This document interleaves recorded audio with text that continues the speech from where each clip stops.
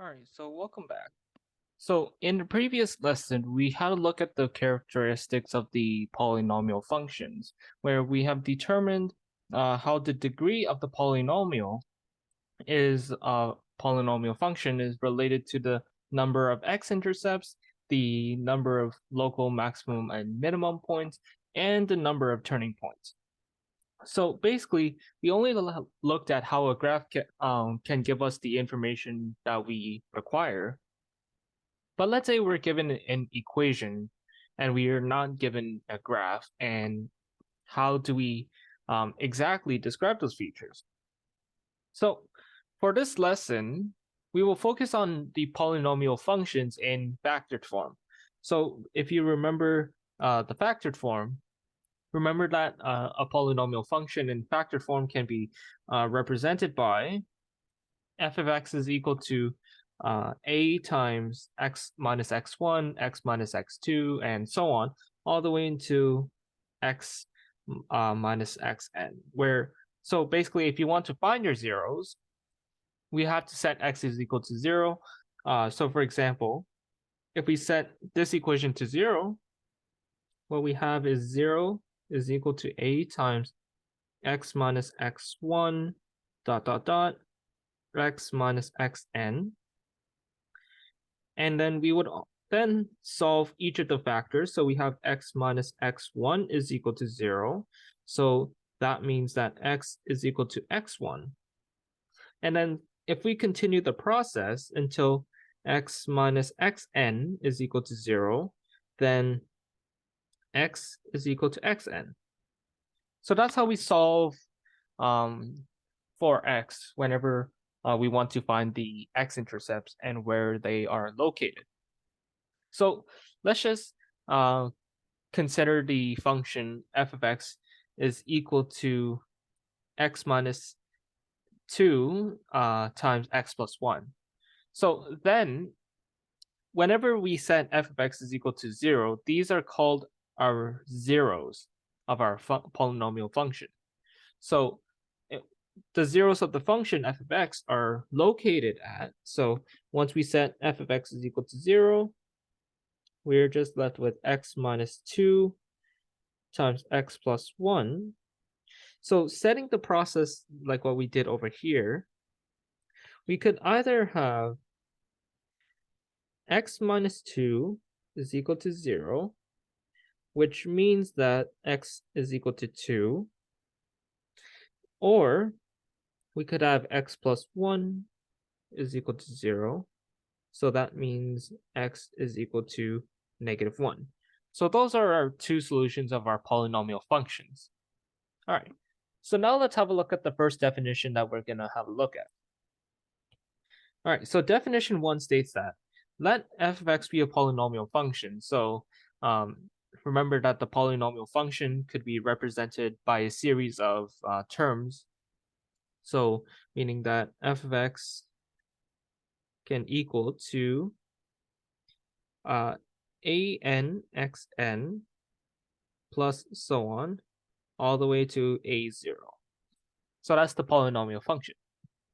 So if the polynomial function has a factor x minus x0 that is repeated n times, then x is equal to x0 is a 0 of order n. So meaning that if we have x minus x0 and is repeated for n times, and we set this equal to 0, then that means x is equal to x0, but we have an order of n. So pretty much in this case, we will have a look at work with orders of 1, 2, and 3. And below is simply going to be a visualization of what these orders would look like. So here's what order 1 would look like. All right, so we have our axis. So it would, or for order 1, it would typically just go straight through the x-axis without any bends or turns. So notice that it would just go straight through. So we could say that for order 1, it simply just goes straight through.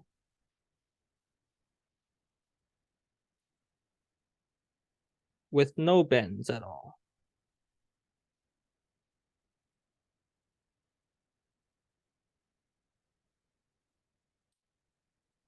All right. And then for order 2,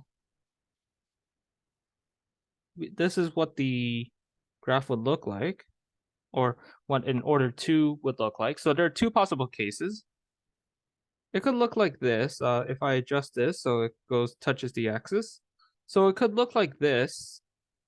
Notice that when it's order 2, so let's say that this is your x0 over here, then order 2 means that it's simply going to bounce off the x-axis and it's going to stay positive or it's going to stay negative. And the other side, if we have something that looks like this, oops, the conclusion is similar. So it looks like this and like that over here. So this point, we'll also call it x0, is also in order 2 x-intercept. So order 2 simply states that we just bounce at the x-axis.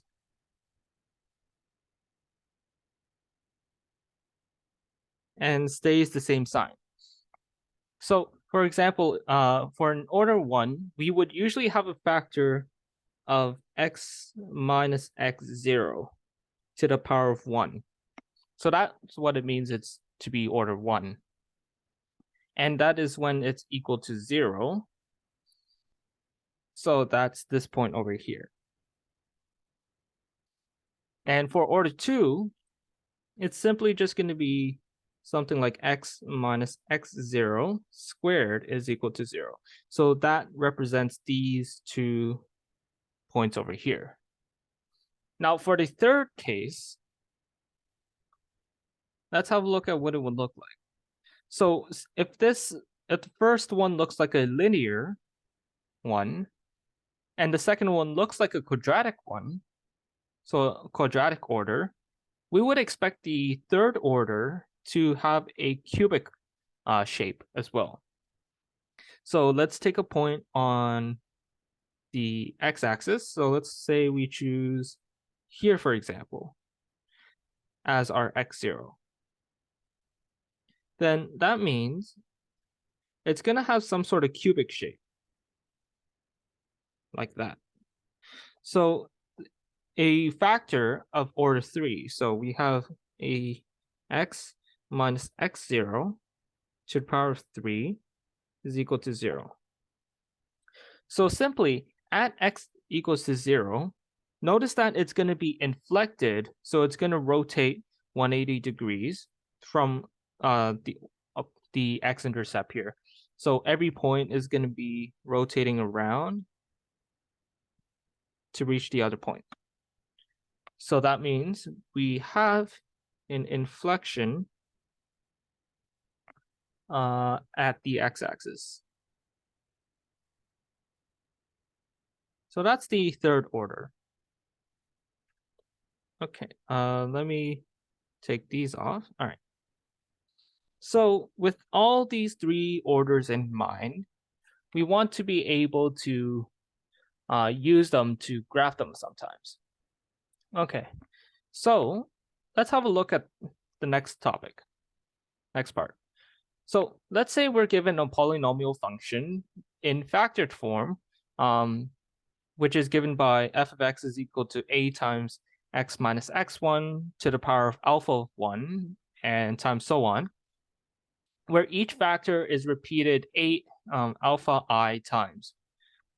So then the degree of the polynomial would be given by, so notice that each of the terms is repeated n times, or alpha times alpha 1 times, and then x minus x2 is repeated alpha 2 times, and then x minus xn is repeated alpha n times. So the degree would simply just be the sum of all of them. Because if we have a look at this, if we expand alpha 1 times, the highest order here would include a alpha, alpha 1, x alpha 1.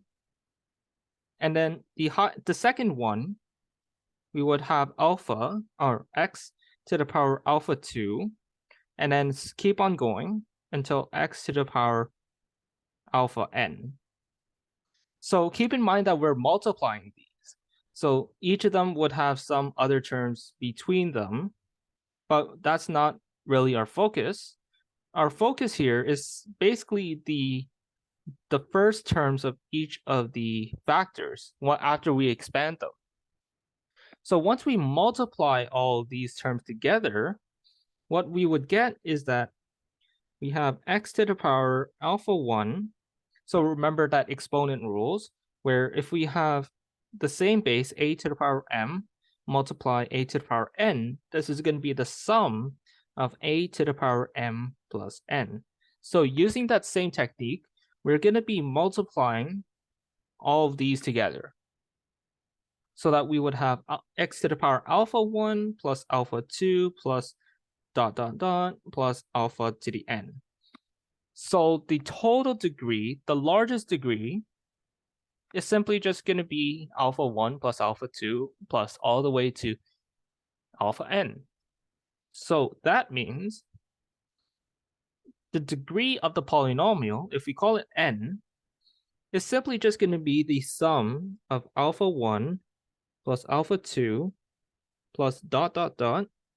plus alpha n. So for example, if we take a function, for example, so let's say we take f of x to be x plus 1, x minus 2 squared, then here we would just have to sum them up. So we would see that we have a degree 1 here, and we have a degree 2 here. So that means the order, or the degree that we have, is simply just going to be n is equal to 1 plus 2, which is equal to 3. So that means this polynomial function is going to be a degree 3. All right, so let's have a look at the example given below. So given the function that we had to look above, or actually no, this is the first time we looked at it. So we have f of x is equal to 2 times x plus 1 squared times x minus 1 cubed times x plus 2.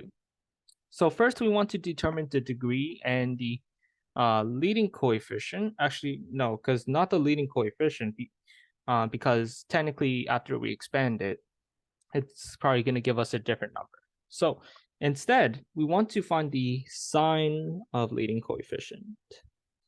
So we only want to focus on the sign of the leading coefficient instead.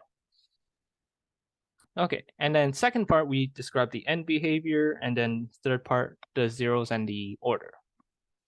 Okay, so for part 1, the degree here, recall that is simply just the sum of all their multiples above. So it's just going to be the sum of a1 plus alpha 2 plus so on until alpha n. But here we have 1 here, a 1. So that's going to be n is equal to 1. And then plus 2 over here, plus a 3, and then plus 1. So that's going to equal to 7. And then the sign of leading coefficient. So notice that the 2 here gives us the sign of the leading coefficient. So that's positive.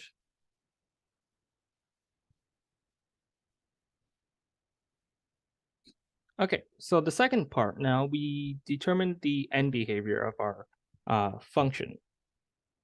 So since we have a odd degree and we have a positive leading coefficient, so that means the function will go from quadrant 3 to quadrant 1. So we would say that as x approaches infinity, f of x approaches infinity, and as x approaches negative infinity, f of x approaches negative infinity. All right, so now let's determine the zeros and their order as well. So that means we determine when f of x is equal to 0. So that is basically going to be when x is equal to 0, which is going to be the first order. And then we have for this term, we have x is equal to -1, and that is going to be a second order. And then we have x is equal to 1, which is coming from this term, and that is going to be a third order, or order 3. And then x is equal to -2, which is a order 1. And that's all that we have to do for this example. All right, so an important concept that we should have a look at is to have a look at the sign of f of x. So the sign of f of x, there are two possible cases, and it's given by the orders of each factor. So for the first order, or for the first case, so let's just say that the graph of the polynomial function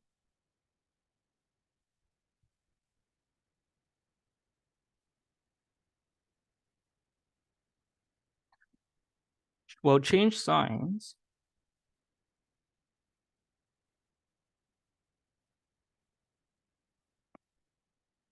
meaning that if we could go from positive to negative,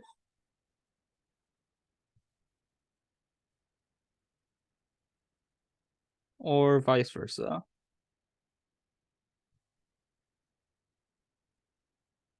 At the zeros of odd orders.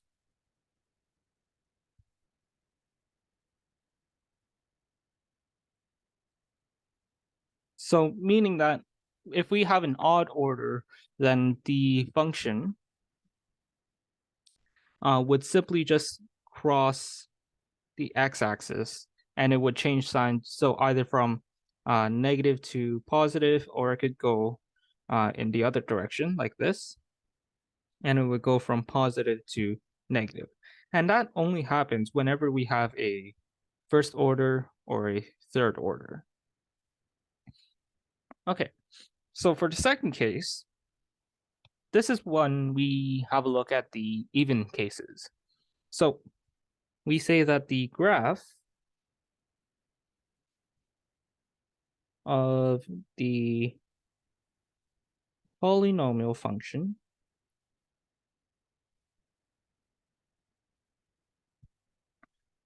does not change sign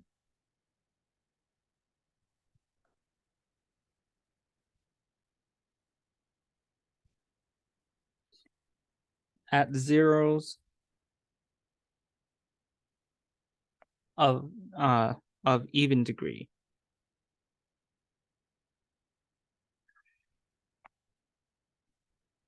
Or even order, actually. So like based on the sketch that I'll draw.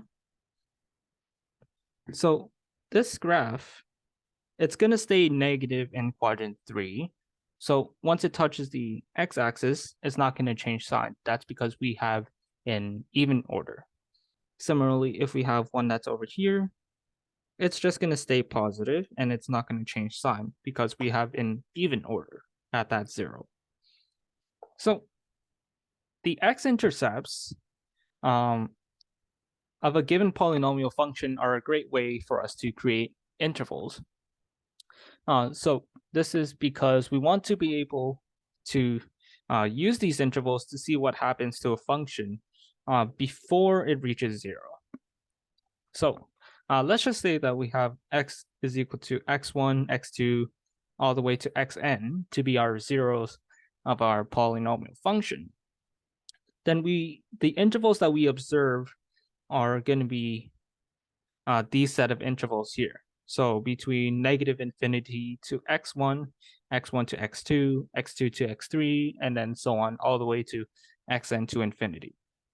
So this will let us determine when the function is positive or negative in each interval. So the best way, or the simplest way to organize these is by using an interval chart. So a quick visualization of what we could work with. So let's just say this is our number line. And we have our x-intercepts. So let's just say we're working with 3 x-intercepts. So let's say this is x1, this is x2, and then this is x3. And then the function goes somewhat like this.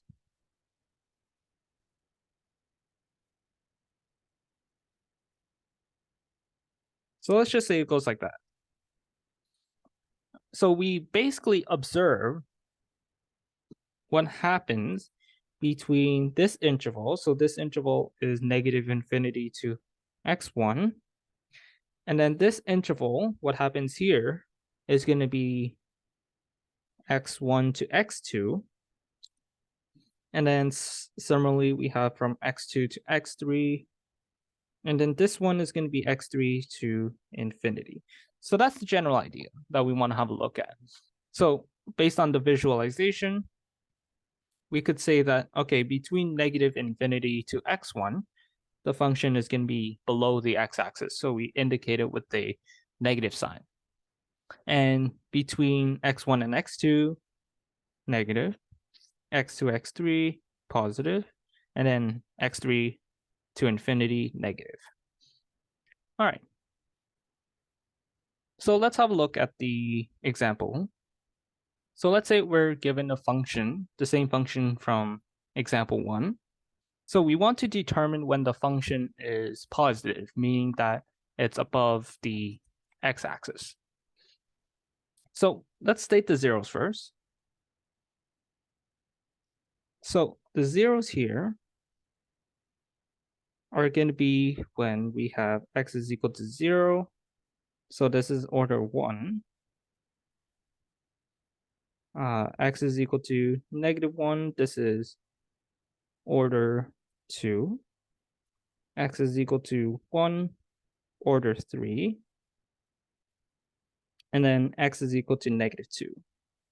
That's order 1.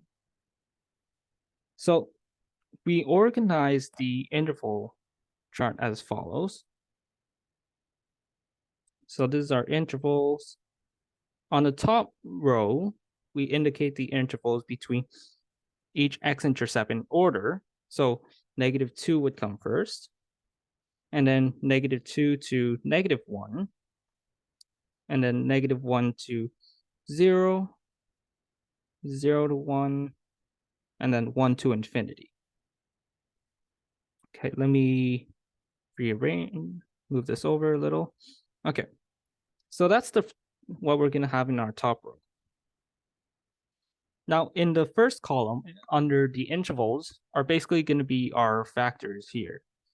So we're going to include all these here. So we have x, and then we have x plus 1 squared. Then we have x minus 1 squared, cube, and then x plus 2. And then the last row is simply just going to determine the sign of f of x. So this is what we're working with here. All right. So basically, we pick a number that is between each of these intervals here. So let's just say we pick x is equal to -3, x is equal to -1.5, x is equal to -0.5, x is 0.5, and x is equal to 2. So those are our points that we'll pick arbitrarily. So we could pick any that is within a certain interval. Okay, so if we put -3 into x, we would get a -3. So we would put -3, but we only focus on the sign, so we would just say negative. Then if we put -3 into x plus 1 squared, so that's going to be -2 squared. So the result is going to be a positive number. And then we just keep repeating the process. So if we put -3, the result is going to be negative. And same last one is going to be negative as well. And then once we have all the signs here, we're going to multiply each of the signs together. So negative times positive, that's going to be negative. And then negative times negative is positive. So the overall sign is just going to be negative. All right. And we repeat the process. So we say if we put x be negative 1.5 into each of these, then we would check their signs. So negative 1.5, so that's going to be negative. If we put negative 1.5 into the second row, we would get a positive value.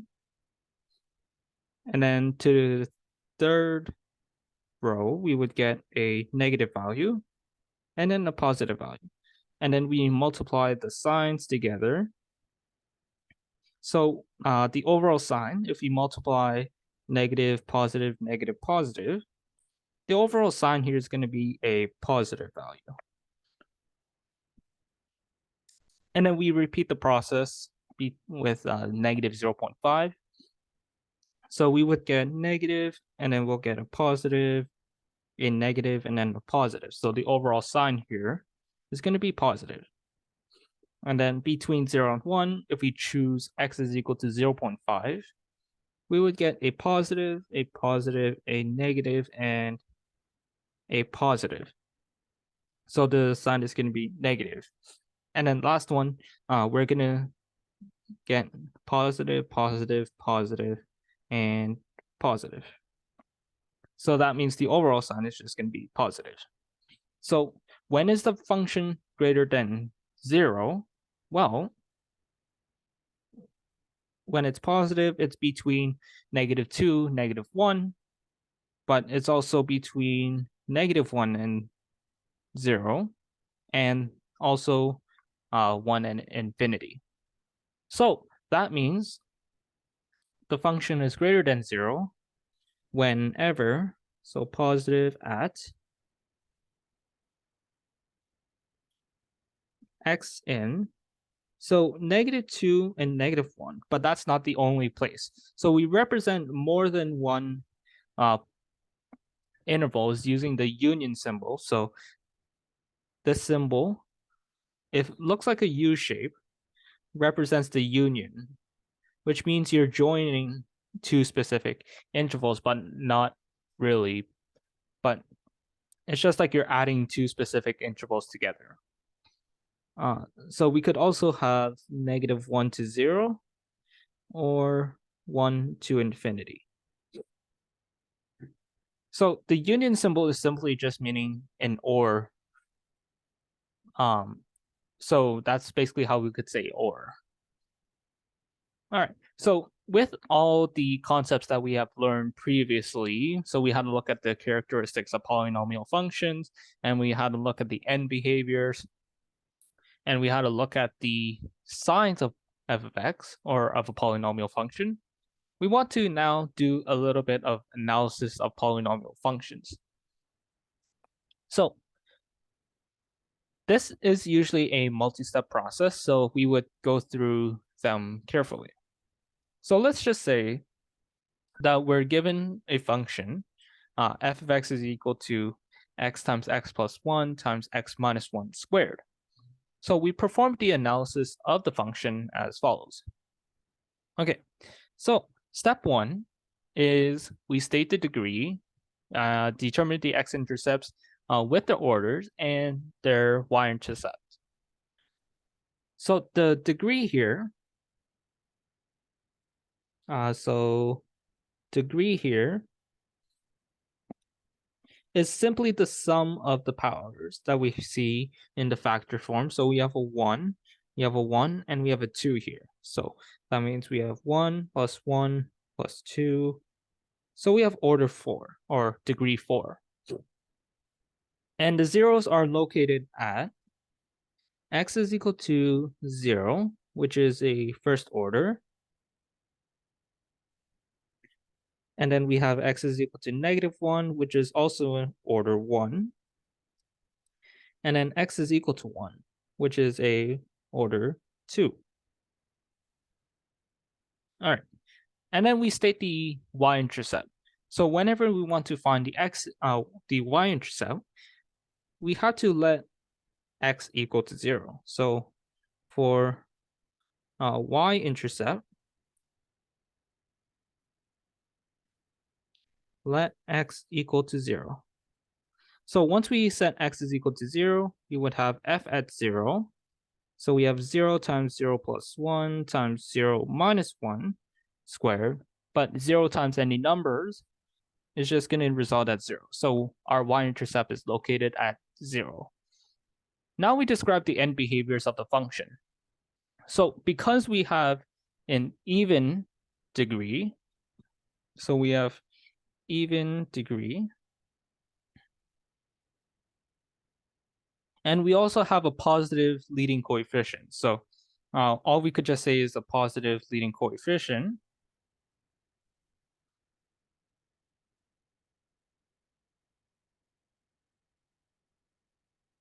So that means the function is going to go from quadrant 2 to quadrant 1.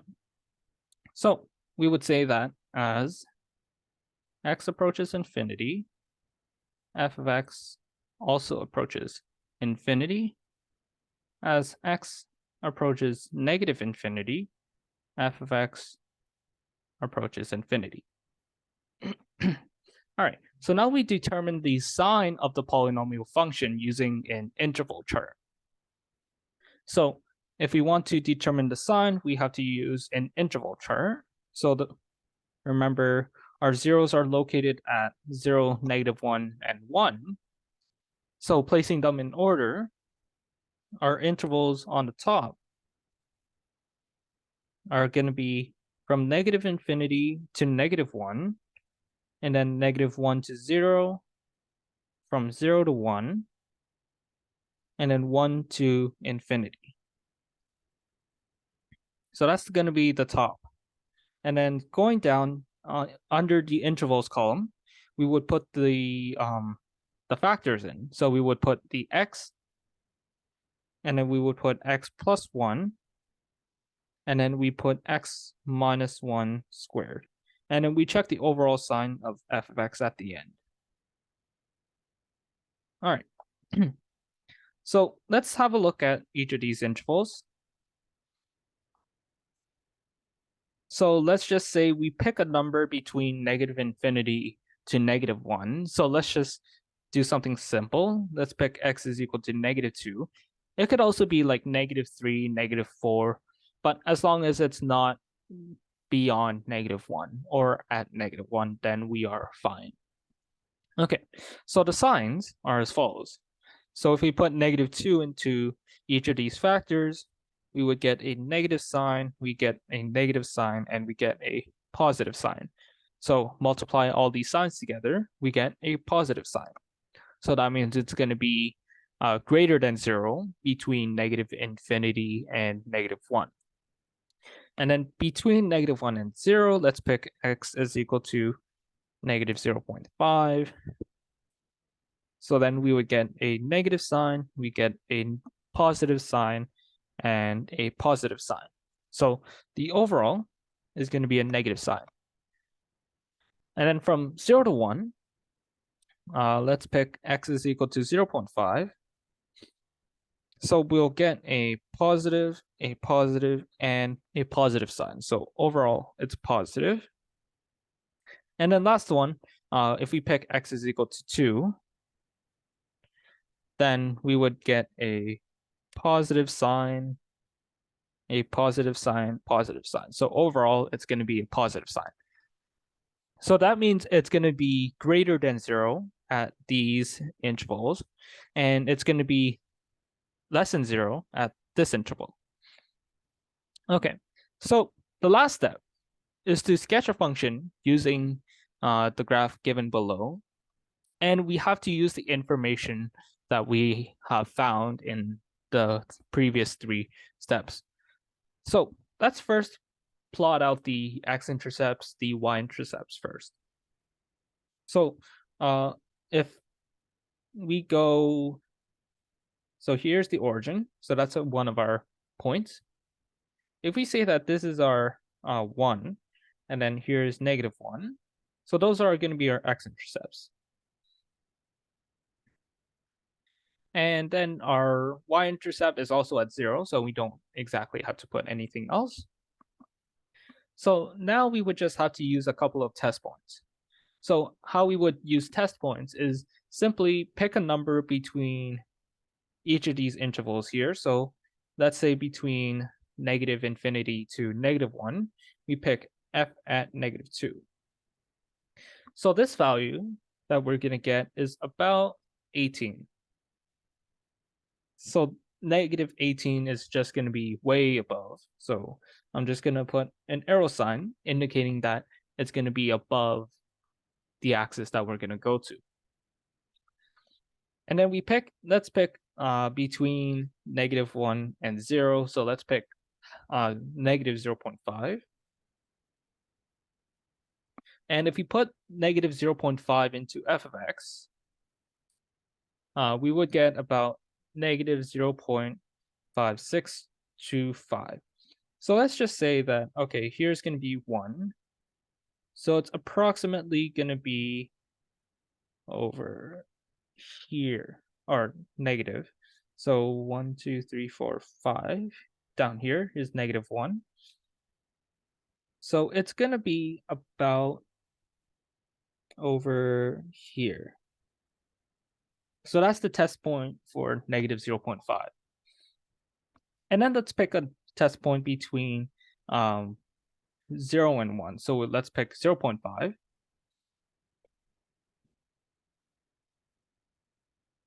So that would be approximately 0.1875 if we put that into f of x. So if we put this on a graph, that would be about over here. Yeah. And then the last one, we pick between 1 and infinity. So let's pick f at 2. So f at 2, if we put this into the original function, we would get 6. So obviously 6 is beyond where our points are, the scaling of the y-axis. So let's just put it using an arrow. And then the last thing is we just have to connect the graphs. So we know that it's going to be positive between 1 and infinity. So that agrees with the graph that we have drawn. And then since this x-intercept here is going to be in order 2, so this is in order 2, then it's going to bounce off. So it's going to go in this direction now. So it's going to look something like this. Oops. So it's looking like this. And then it's going to go down this way. And then over here. And then all the way up here. Obviously, it doesn't have to look that exact, that accurate, but as long as you get the idea that between -1 and 0, that it's going to be negative, then that's fine.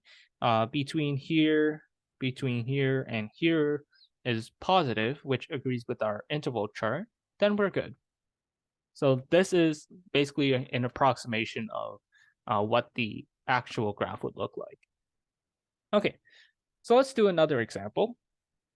So let's use the same steps as above to graph the next function. F of x is equal to x plus 1 squared times x minus 1 squared. So first we state the degree. So step 1. So the degree here is simply just going to be adding the powers. So we have 2 plus 2, 4. So that's our degree. And then our zeros are located at x is equal to -1. And this is going to be in order 2. And x is equal to 1, which is also going to be in order 2. So, and then we want to find the y-intercept. So for y-intercept, let x equal to 0. So that means f at 0 is going to be 0 plus 1 squared times 0 minus 1 squared. That's going to be 1. So that means f at 0 is going to be 1. So then the second step is we state the end behaviors. So I'm going to do a shorthand notation. Basically, I'm just going to be combining these two end behaviors together. So basically what I'm going to say is,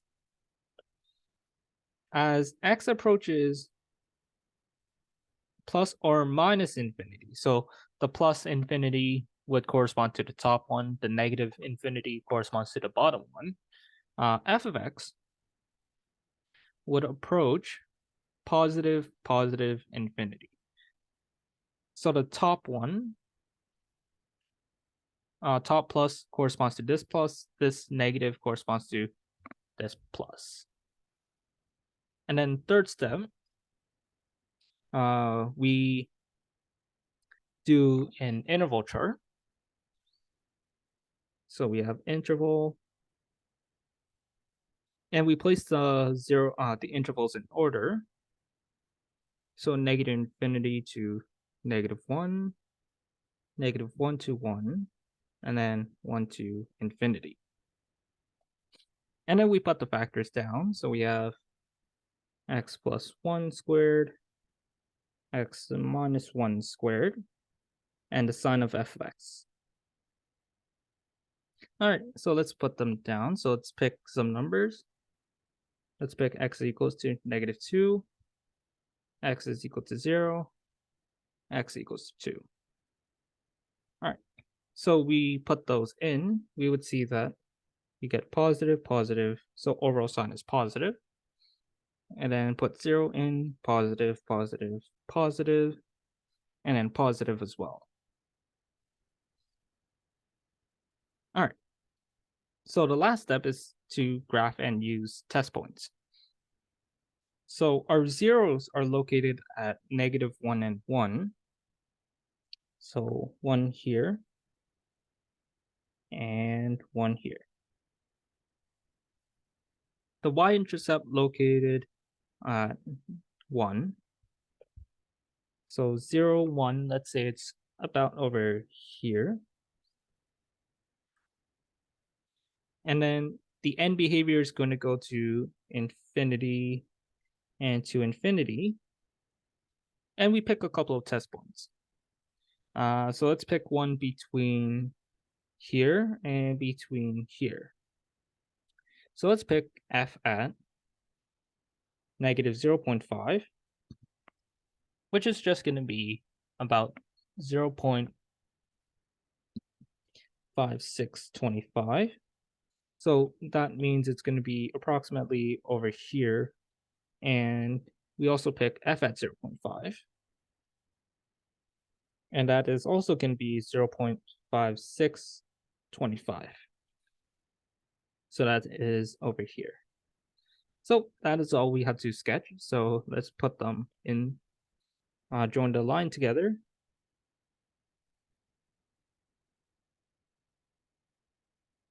So it look like that. Oh. Look like this. And then join the graph like that, which agrees with all the signs of the interval chart. So between -infinity to 1, we see that as positive. Between -1 and 1, it's positive. between 1 and infinity, it's positive as well. So that's all we have to do. Okay. So let's have a look at the even and odd functions again. So we had a look at them in section 1.1, but did not exactly explain the properties. So we have two definitions here. So first one states that for an even degree polynomial function is an even function if the exponent of each term of the equation is even.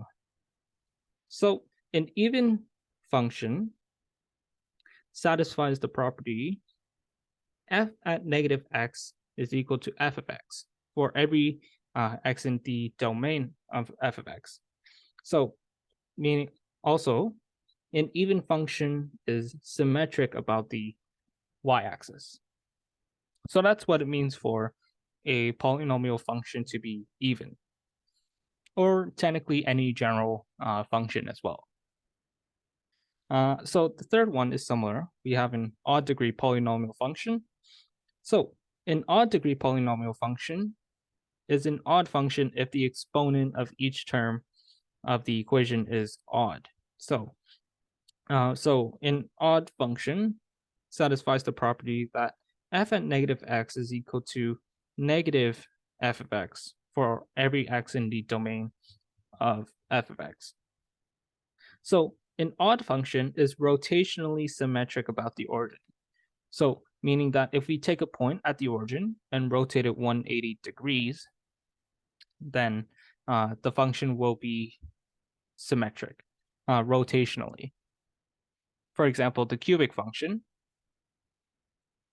we see that if we have something like this, if we take the origin, rotate it 180 degrees around the origin, we're going to get the other points on the other side as well. All right. So for example, if we were to have a look at the function f of x is x squared, then we would say that it's an even function, because if we put negative x, f at negative x, so that means we put negative x in every x that we have. So that is, we put negative x, then square, then that's equal to x squared. But that is the same as f of x as shown above, so that is equal to f of x. So that means f at negative x is equal to f at x. So meaning that it's even. So let's have a look at a couple examples. So without graphing, let's determine if each polynomial function is even, odd, or neither. For the first one, we have 2x fourth minus 5x squared plus 4. So we have to put f at negative x into each of the terms. So f at negative x, so every x that we put, you have to substitute it with a negative x. So that is 2 times negative x to the fourth minus 5 times negative x squared plus 4.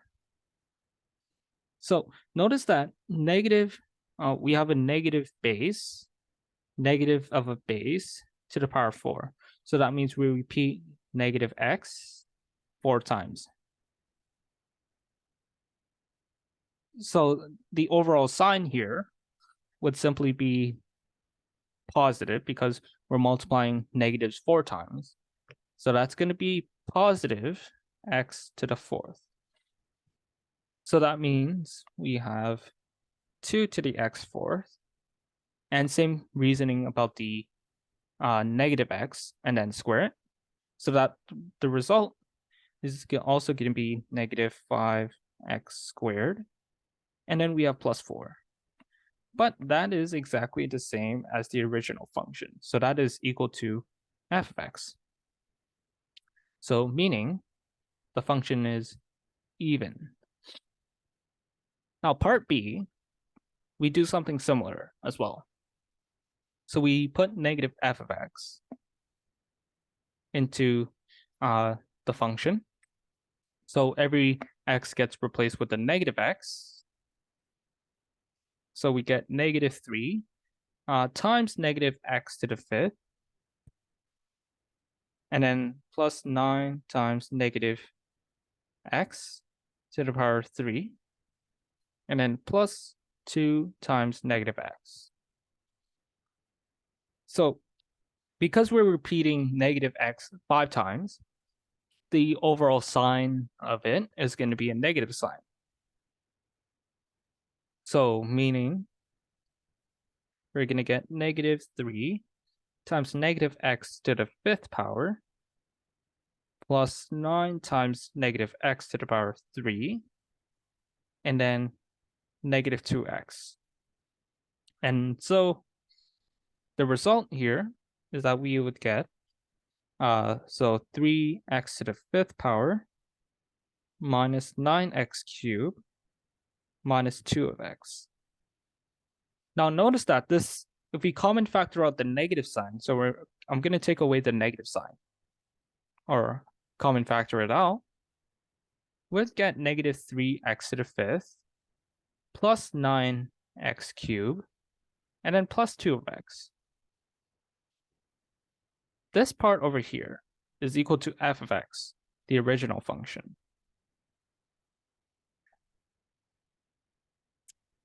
So that means over here, we would just get negative f of x. So the function is indeed an odd function. So the next four I'll leave as an exercise. So these ones you could try on your own. But the answers that you would get for each of these parts are going to be as follows. So you're going to get a neither. So it's not going to be even or odd. Part D is also neither.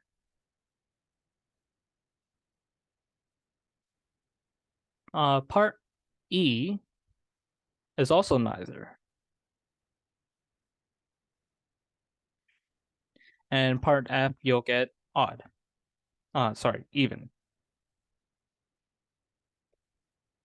So those are the answers. Give these a try. And let's have a look at the next part. All right. So now let's say instead we want to find an equation of a polynomial function based on a graph or conditions. So we want to do the reverse this time. So let's say we have the graph given below.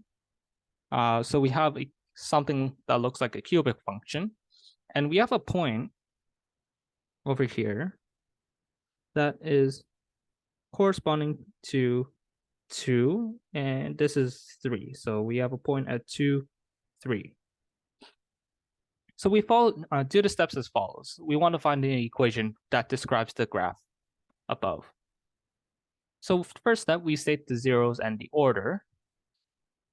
So we would see that we have a 0 here at -1, at a 0 at 0, and a 0 at 1.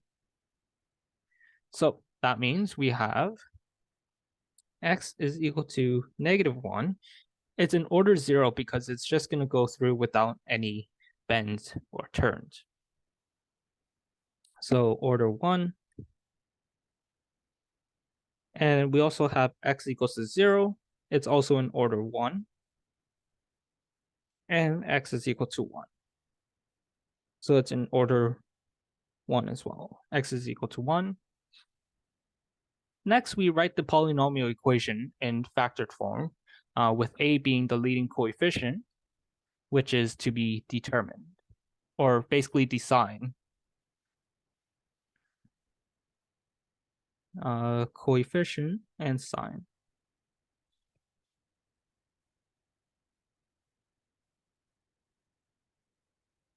All right.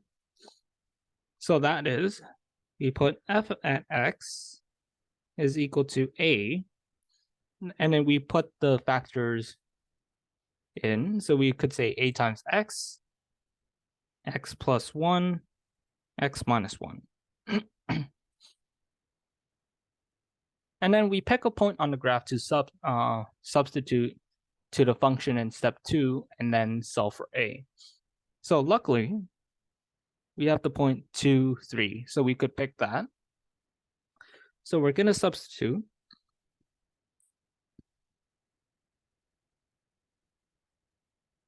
Uh, 2, 3 to f of x.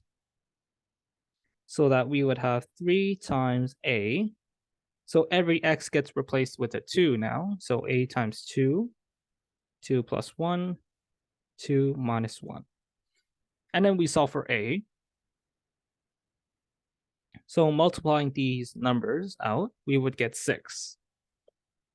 So we get 6a. So a is equal to 1/2.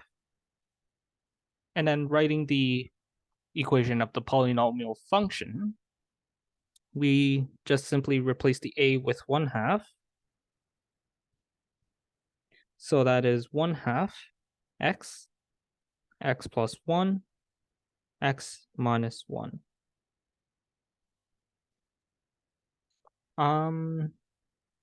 Okay, so it's not the leading coefficient that we want. It's just the coefficient on the outside. So that is simply the way we would find the polynomial function based on a graph. All right, so let's have a look at an example. So let's determine the equation of the polynomial function based on the graph that is given below. So we repeat the steps from above. So we have a 0.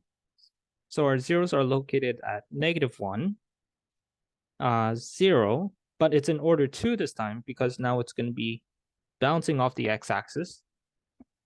And we also have 1 at 2. So the zeros are located at x is equal to -1. This is going to be in order 1. X is equal to 0, which is in order 2. And then x is equal to 2, which is in order 1. Now you may say, why don't we have a 4th order, 5th order, 6th order, and so on? Now the reason is because it's going to be pretty much redundant if we have higher orders. So order 4, for example, would also look similar to a quadratic one. So that's why you don't usually put a 4th order. It's going to be roughly the same if we put 4th, the 5th, the 6th, and so on.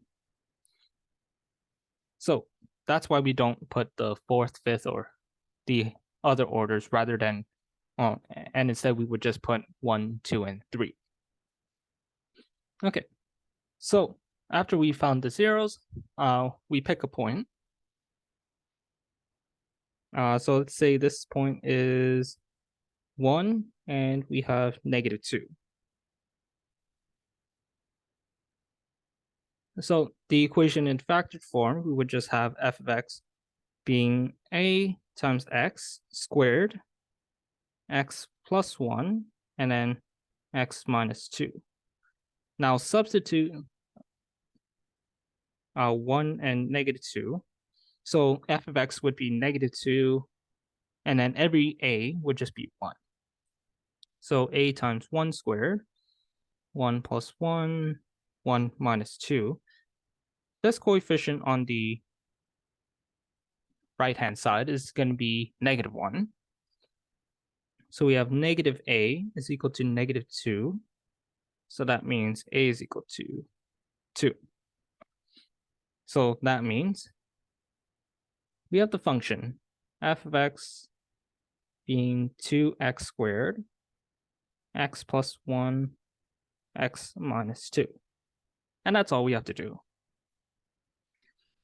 Now, sometimes we may not be given the graph, but we're also sometimes given the information about the polynomial function, and we're asked to write it.